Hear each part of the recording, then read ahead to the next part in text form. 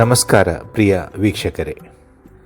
ಭಾರತದ 72ನೇ ರಾಷ್ಟ್ರೀಯ ಚಲನಚಿತ್ರ ಪ್ರಶಸ್ತಿ ಈಗಾಗಲೇ ಘೋಷಣೆಯಾಗಿದೆ. ನಮ್ಮ ತುಳುನಾಡಿನ ತುಳು ಚಲನಚಿತ್ರ ಇಂಬು 72ನೇ ರಾಷ್ಟ್ರೀಯ ಚಲನಚಿತ್ರ ಪ್ರಶಸ್ತಿಗೆ ಆಯ್ಕೆಯಾಗಿದೆ. ರಾಷ್ಟ್ರ ಮಟ್ಟದಲ್ಲಿ ಅಪೂರ್ವ ಸಾಧನೆ ತೋರಿದ ನಿರ್ದೇಶಕರಾದ ಶ್ರೀಯುತ ಶಿವಧ್ವಜ್ ಶೆಟ್ಟಿಯವರು 2026ನೇ ಸೆಪ್ಟೆಂಬರ್ ತಿಂಗಳಿನಲ್ಲಿ ನಡೆಯುವ ರಾಷ್ಟ್ರೀಯ ಚಲನಚಿತ್ರ ಪ್ರಶಸ್ತಿ ಪ್ರದಾನ ಸಮಾರಂಭದಲ್ಲಿ ಪ್ರಶಸ್ತಿಯನ್ನು ಸ್ವೀಕರಿಸಲಿದ್ದಾರೆ. ಶಿವಧ್ವಜ್ ಶೆಟ್ಟಿಯವರು ಈ ಮೊದಲು 2008ರಲ್ಲಿ ತುಳು ಸಿನಿಮಾ ಗಗ್ಗರ, ತುಳುನಾಡಿನ ಭೂತಕೋಲದ ಬಗ್ಗೆ ನಿರ್ಮಾಣವಾಗಿದ್ದ ಚಿತ್ರಕ್ಕೆ ರಾಷ್ಟ್ರ ಪ್ರಶಸ್ತಿ ಪಡೆದಿದ್ದರು. ಕೋರಮ್ಮ, ಈ ಮಣ್ಣು ಮುಂತಾದ ತುಳುನಾಡಿನ ಮಣ್ಣಿನ ಸೊಗಡನ್ನು ವಿಶ್ವಮಟ್ಟಕ್ಕೆ ತೋರಿಸಿಕೊಟ್ಟಿರುವ ಶಿವಧ್ವಜ್ ಶೆಟ್ಟಿಯವರು ಕರ್ನಾಟಕದ ಕಡಲ ತೀರದ ಕಾಸರಗೋಡಿನ ಪಲ್ಲಮೇಗಿನ ಮನೆ, ತಿಮ್ಮಪ್ಪ ಶೆಟ್ಟಿ ಮತ್ತು ಕುರಿಯ ಮಾಡಾವು ಏಳ್ನಾಡು ಗುತ್ತು ಸುನಂದ ಶೆಟ್ಟಿಯವರ ಮಗ. ಸುಳ್ಯ ನೆಹರು ಮೆಮೋರಿಯಲ್ ಕಾಲೇಜಿನಲ್ಲಿ ವಿದ್ಯಾಭ್ಯಾಸ ಮುಗಿಸಿದ ನಂತರ ಕನ್ನಡ ಕಿರುತೆರೆಯಲ್ಲಿ 1000ಕ್ಕಿಂತಲೂ ಹೆಚ್ಚು ಧಾರಾವಾಹಿ ಕಂತುಗಳಲ್ಲಿ ನಟಿಸಿದ್ದಾರೆ. ಕನ್ನಡ, ತುಳು, ಮಲಯಾಳಂ, ತೆಲುಗು, ಕೊಂಕಣಿ ಭಾಷೆಗಳಲ್ಲಿ 35ಕ್ಕಿಂತಲೂ ಹೆಚ್ಚು ಚಲನಚಿತ್ರಗಳಲ್ಲಿ ನಟಿಸಿದ್ದಾರೆ.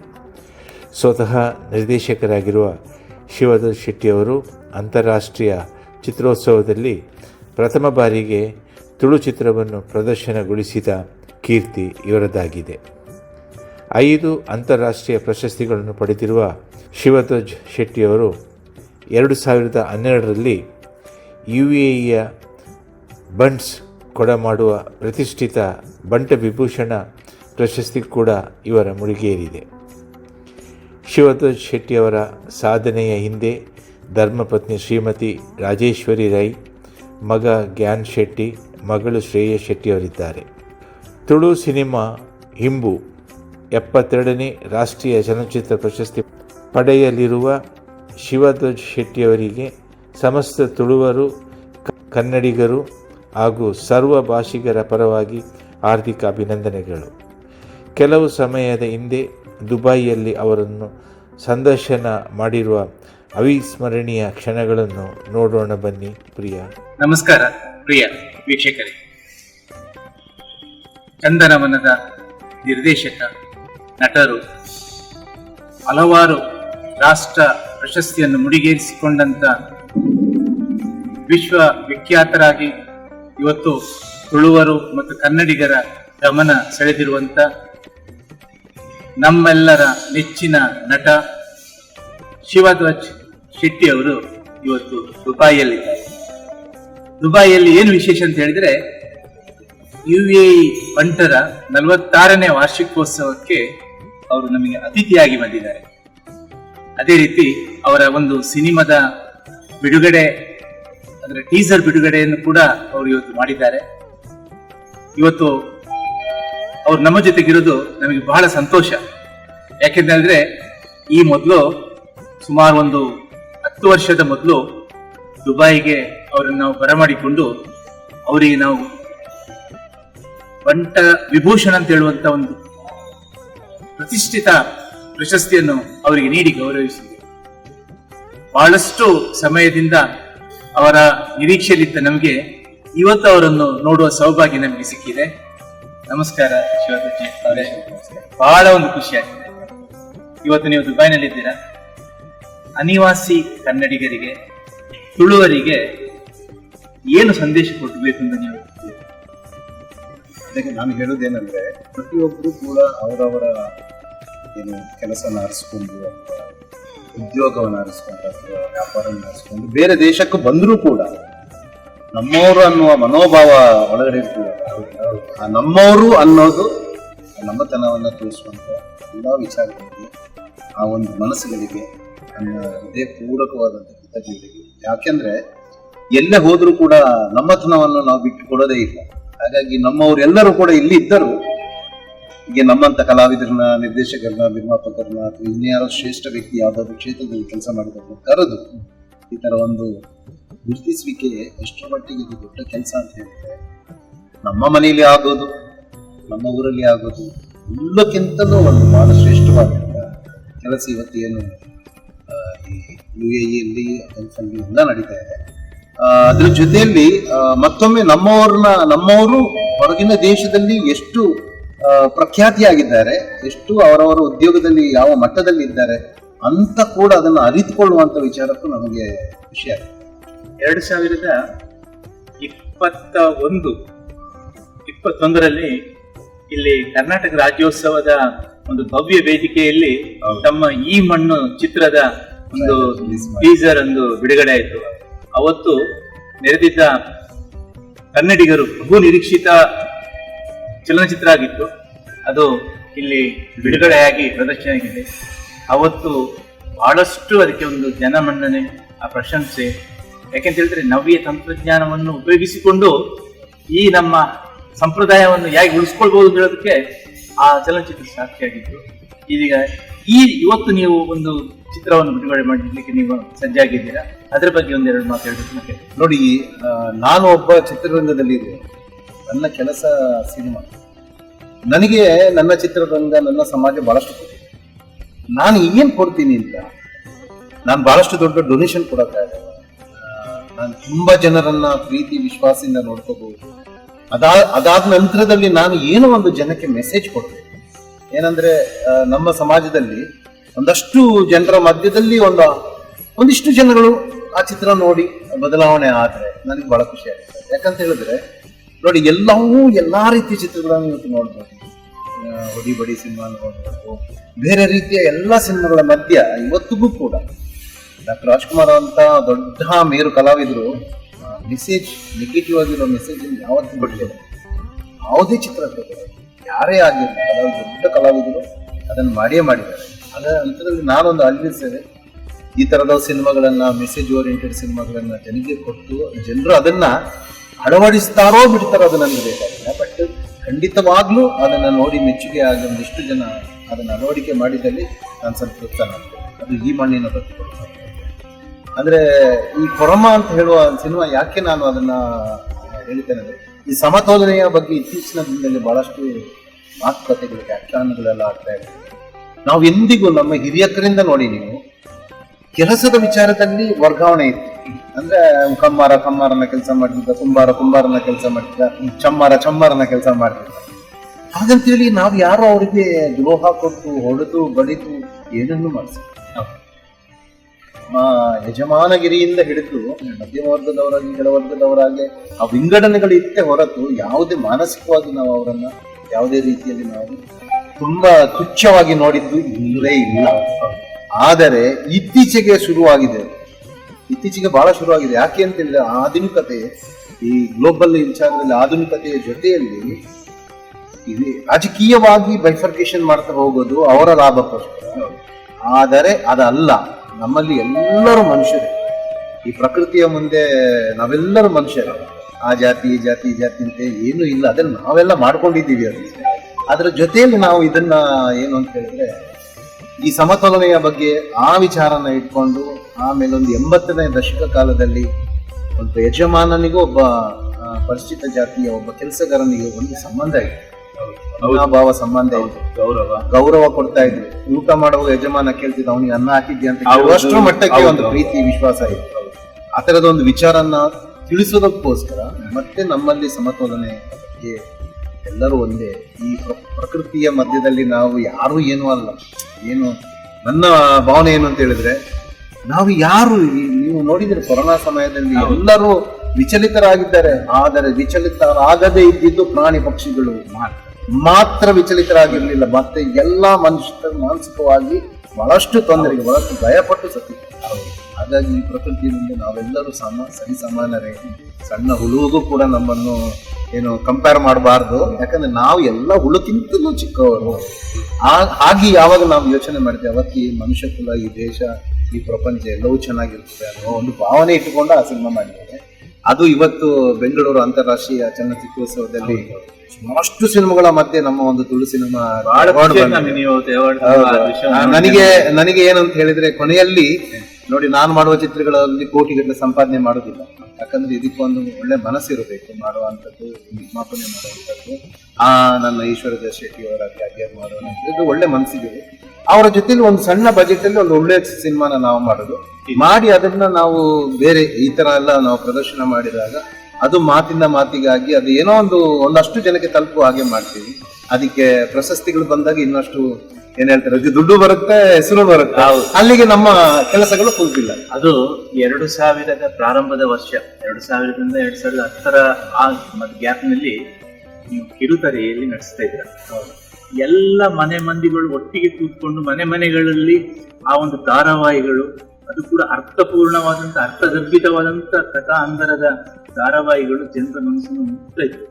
ಚಿಗುರು ಮೀಸೆಯ ಯುವಕ ಆವಾಗ ನೀವು ಅದು ಬಹಳ ಒಂದು ಸುರದ್ರೂಪಿ ಒಂದು ನಮ್ಮ ದಕ್ಷಿಣ ಕನ್ನಡ ತುಳುನಾಡಿನ ಓರ್ವ ಯುವಕ ಆ ಬೆಂಗಳೂರಿನಂತ ಒಂದು ಕಾಂಪಿಟೇಷನ್ ಇರುವ ಜಾಗ ಅದು. ಅಷ್ಟು ಸುಲಭದಲ್ಲಿ ಅಲ್ಲಿ ಒಳಗೆ ನುಗ್ಲಿಕ್ಕೆ ಸಾಧ್ಯ ಇಲ್ಲ. ಅಲ್ಲಿ ಒಂದು ಸಾಧನೆ ಮಾಡಿ ನಂತರ ನೀವು ಕಿರುತೆರೆಯಿಂದ ದೊಡ್ಡ ತೆರೆಗೆ ಬಂದು ಇವತ್ತು ಮಲ್ಟಿಪ್ಲೆಕ್ಸ್ನವರೆಗೆ ಹೋಗಿದ್ದು. ಸಾಧನೆಯ ಸರದಾರರಾಗಿ ಬಹಳಷ್ಟು ಸಿನಿಮಾಗಳನ್ನು ಮಾಡಿ ಜನ ಮೆಚ್ಚುಗೆಯನ್ನು ಪಡೆದಿದ್ದೀರ. ಅದು ಎಲ್ಲವೂ ಕೂಡ ದಾಖಲೆಯನ್ನು ನಿರ್ಮಿಸಿದೆ. ಈಗ ನಿಮಗೆ ಏನು ಅನ್ನಿಸ್ತದೆ? ಇಲ್ಲ, ನಾವು ಒಂದು ಸಹಜವಾಗಿ ನಾನು ಹೇಳೋದೇನೆಂದ್ರೆ, ನನಗೆ ಜೋಕರ್ ಆಗಿ ವಾಪಸ್ ಊರಿಗೆ ಹೋಗ್ಲಿಕ್ಕೆ ನಾನು ಒಬ್ಬ ಬೇಕರ್ ಆಗ್ಬೇಕು. ಯಾಕಂತ ಹೇಳಿದ್ರೆ ನಾವು ಕಷ್ಟಗಳನ್ನ ನಾವು ಹೇಗೆ ಅನುಭವಿಸಿದ್ದೇವೆ ಅಂತ ಹೇಳಿದ್ರೆ, ಈಗೆಲ್ಲ ದೊಡ್ಡದಾಗಿ ಏನೋ ಮಾತಾಡ್ಬೋದು ಬಿಟ್ರೆ, ಆ ಶ್ರಮ ಪಟ್ಟಿರುವ ಸಮಯದಲ್ಲಿ ಆ ಕಾಲಘಟ್ಟದಲ್ಲಿ ಹೇಗೆ ಅದನ್ನ ಬಹಳ ತಮಾಷೆಯಾಗಿ ಅದನ್ನ ಆ ಕಷ್ಟಗಳನ್ನೆಲ್ಲ ನೀಗಿಸಿ ಮುಂದೆ ಬಂದಿದ್ದೇವೆ. ಒಂದು ಇತ್ತು ಮನಸ್ಸೊಳಗೆ, ಏನೇ ಬಂದಿದ್ದೇನೆ ನಾನು ಒಂದು ತೆಂಗಿನ ಮರದಲ್ಲಿ ಫಲ ಸಿಕ್ಕಬೇಕಾದ್ರೆ 5 ವರ್ಷ ಹಾಗೆ ನನ್ನ ಮನಸ್ಸಿಗೆ ಬೀಜ ಬಿತ್ತಿದೆ. 5 ವರ್ಷ ನಾನು ಅದು ಒಳ್ಳೆ ಏನು ಇದಾದ ತಳಿ ಆದ್ರೆ 2 ವರ್ಷ 3 ವರ್ಷಕ್ಕೆಲ್ಲ ಬಂದ್ಬಿಡ್ತದೆ. ಬಟ್ ನನ್ನ ತಳಿ 10 ವರ್ಷ ಆದ ಮೇಲೆ ಬಂದಿದೆ. ಅಲ್ಲಿ ಹೊರೆ ಕಷ್ಟಪಟ್ಟಿದೆ, ಅಂದ್ರೆ ತುಂಬಾ ಸ್ಟ್ರಾಂಗ್ ಆಗಿದೆ. ಯಾವ ಗಾಳಿಗೂ ಯಾವ ಬಿರುಗಾಳಿಗೂ ಜಗ್ಗದಿರೋ ತರ ಸ್ಟ್ರಾಂಗ್ ಆಗಿದ್ದೀನಿ ನಾನು. ಯಾಕಂದ್ರೆ 5 ವರ್ಷದಲ್ಲಿ ಫಲ ಕೊಡುವಂತ ತೆಂಗಿನ ಮರ 10 ವರ್ಷದಲ್ಲಿ ಕೊಟ್ಟಿದೆ ಅಂತ ಹೇಳಿದ್ರೆ ಅಷ್ಟು ಗಟ್ಟಿ ಇದೆ ಅಂತ ಲೆಕ್ಕ. ಹಾಗಾಗಿ ಕಷ್ಟಗಳನ್ನೆಲ್ಲ ಬಂದಾಗ ಜೊತೆಯಲ್ಲಿ ಒಂದಿತ್ತು, ಏನು ಅಂತ ಹೇಳಿದ್ರೆ, ಒಂದಲ್ಲ ಒಂದು ದಿನ ನಾನು ಗೆಲ್ತೇನೆ, ಇದೇ ನನ್ನ ಜೀವನ ಆಗುತ್ತೆ. ನಮ್ಮ ಊರಲ್ಲಿ ಗೊತ್ತು ನಿಮ್ಗೆ, ಸಿನಿಮಾ ಅಂತ ಹೇಳಿದ್ರೆ ಯಾಕೆ ಬೇಕು ಸಿನಿಮಾ, ಓದಿದ್ಯಾ, ಕೆಲ್ಸಕ್ಕೆ ಹೋಗು, ಬಿಸ್ನೆಸ್ ಮಾಡು, ಈ ತರದೆಲ್ಲ. ಮದುವೆ ಆಗೋದಕ್ಕೂ ನಾನು ಲೇಟ್ ಮಾಡಿದ್ದೇನೆ. ನಾನು ಏನಾದ್ರೂ ಸಾಧನೆ ಮಾಡಿದ ಮೇಲೆ ಮದುವೆ ಆಗ್ತದೆ. ಈಗ ಮದುವೆ ಆದ ನಂತರದಲ್ಲಿ ಸಾಧನೆ ಮಾಡಿದಂಗೆ ಆಗಿದೆ. ಬಟ್ ಏನಾಗ್ಲಿ, ನಾನು ಏನೇ ಮಾಡಿದ್ರು ಅದರಲ್ಲಿ ನನಗೆ ತುಂಬಾ ಸಂತೃಪ್ತಿ ಇದೆ. ನನಗೆ ಎಲ್ಲವೂ ಕೊಟ್ಟಿದೆ, ಹೆಸರು ಕೊಟ್ಟಿದೆ, ದುಡ್ಡು ಕೊಟ್ಟಿದೆ, ಮತ್ತೆ ಎಲ್ಲ ಜನರನ್ನ ನಾನು ಅದೇ ಹೇಳೋದು. ನಾನು ಒಬ್ಬ ಯಾವುದೋ ಊರಲ್ಲಿ ಇದ್ದವನು, ಯಾವುದೇ ಕ್ಷೇತ್ರದ ಗಂಧ ಗಾಳಿ ಇಲ್ಲದವನು, ಈ ಚಿತ್ರರಂಗದ ಕ್ಷೇತ್ರದ ಯಾರು ಇಲ್ಲ ನಮ್ಮ ಫ್ಯಾಮಿಲಿಯಲ್ಲಿ. ಅಲ್ಲಿಂದ ಬಂದು ಡಾಕ್ಟರ್ ರಾಜ್ಕುಮಾರ್ ಜೊತೆಯಲ್ಲಿ ಅವ್ರ ಜೊತೆಯಲ್ಲಿ ಇದ್ದೆ. ಇವಾಗ ಹೇಳಿದಾಗೆ ಅವತ್ತೊಂದು ಫೋಟೋ ಇಟ್ಕೊಳ್ಳಿಕ್ಕೆ ನನ್ಗೆ ಆ ತರದ್ದು ವಿಷ್ಣು ಸರ್ ಜೊತೆಯಲ್ಲಿ 3-4 ದಿನ ಇದ್ದೆ. ಅಂಬರೀಶ್ ಸರ್ ಜೊತೆಯಲ್ಲಿ ಒಂದು 4 ದಿನ ಜೊತೆಯಲ್ಲೇ ಇದ್ದೆ ನಾನು, ರಾತ್ರಿ ಆದ್ಮೇಲೆ. ಇಂತಿಂತ ದಿಗ್ಗಜರು, ಯಾರ್ಯಾರೋ ದೊಡ್ಡ ದೊಡ್ಡ ಕಲಾವಿದರು, ಇವರ ಜೊತೆಲಿ ಇರುವಂತ ಭಾಗ್ಯ ಕೊಡ್ಬೇಕಾದ್ರೆ ಏನೋ ಒಂದು ಯೋಗ ಇದೆ ಅಂತ. ಯಾಕೆಂದ್ರೆ ಬಹಳಷ್ಟು ನೋಡಿ, ಬಹಳಷ್ಟು ದೊಡ್ಡ ದೊಡ್ಡ ನಿರ್ದೇಶಕರ ಜೊತೆಯಲ್ಲಿ ಕೈ ಕೆಳಗೆ ನಾನು ಕೆಲಸ ಮಾಡಿದ್ದೆ.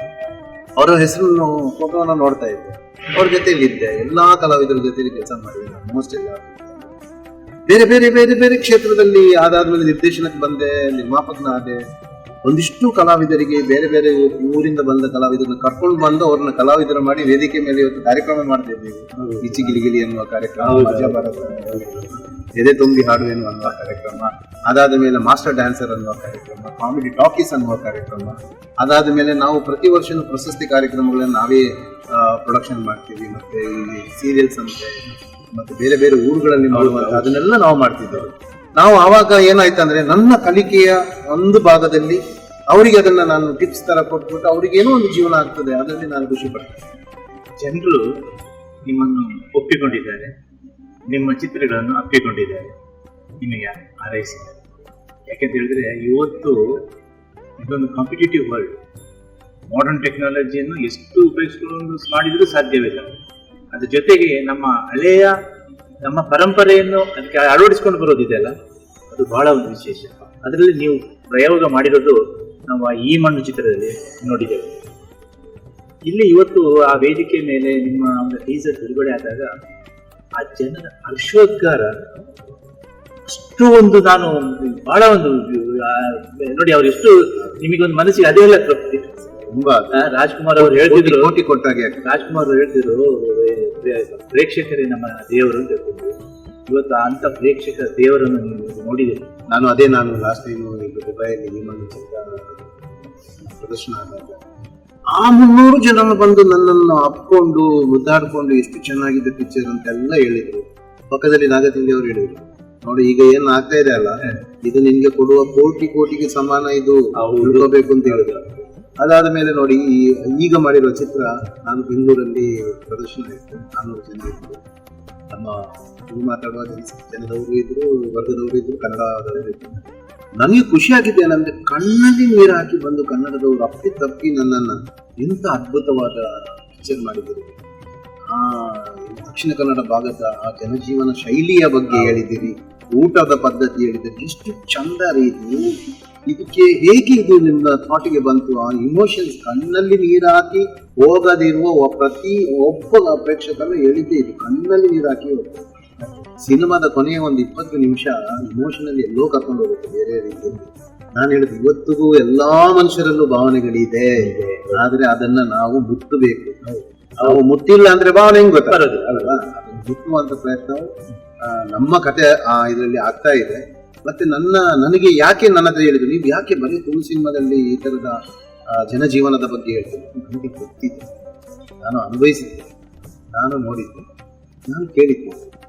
ಇದು ಗೊತ್ತಿರೋಷ್ಟು ನನಗೆ ಬೇರೆ ಯಾವುದೋ ಒಂದು ಜನ ಜೀವನದ ಶೈಲಿಯನ್ನ, ಅಕ್ಕಿ ಪಿಕ್ಕರ ಜನಾಂಗದ ಶೈಲಿಯನ್ನ ನನಗೆ ಹೇಳಿಕೊಳ್ಳೋದು. ಒಂದು ನಿಮಿಷ ಸಾರಿ, ಏನೇ ಮಾಡಿದ್ರು ಅದರಲ್ಲಿ ಒಂದು ವಿಶೇಷವಾದ ವಿಚಾರ ಇರಬೇಕು. ವಿಚಾರ ಬಿಟ್ಟು ನೀನು ಏನೇ ಮಾಡಿದ್ರು ವೇಸ್ಟ್. ಏನ್ ಹೇಳ್ತಾರೆ, ಬರ್ತಾ ನಮ್ಮ ಈ ಮೆಚೂರಿಟಿ ಜಾಸ್ತಿ ಆದಾಗೆ ಈ ತರದೆಲ್ಲ ಅದು ಹೇಳ್ತೇವಲ್ಲ. ನನ್ನ ಹತ್ರ ಕಾಸರವಳ್ಳಿ ಸರ್ ಎಲ್ಲ, ನೀನು ನೋಡಿದ್ರೆ ಚೆಲ್ಲಾಗಿ ಜೀನ್ಸ್ ಹಾಕೊಂಡು ಎಲ್ಲರ ಹತ್ರ ನಗ್ತಾ ಹೋಗ್ತೀಯ, ಈ ತರದ ಒಂದು ಸೀರಿಯಸ್ ಆದ ಸಿನಿಮಾನ ಮಾಡ್ಲಿಕ್ಕೆ ಹಿಂಗಾಯ್ತು ಅಂತ ಕೇಳಿ. ಸರ್, ನನ್ನ ಯೋಚನೆಗಳು ಆ ತರ ಇದೆ, ನಾನು ಆ ತರ ಅಭಿವ್ಯಕ್ತಿ ಮಾಡ್ತೇನೆ. ನಾನು ಒಂದು ಕಥೆಯನ್ನ ಯೋಚನೆ ಮಾಡಿದಾಗ ಅದು ತುಂಬಾ ಸೀರಿಯಸ್ ಆಗಿ ನಾನು ಯೋಚನೆ ಮಾಡ್ತೇನೆ, ಸೀರಿಯಸ್ ಆಗಿ ಸಿನಿಮಾ ಮಾಡ್ತೇನೆ.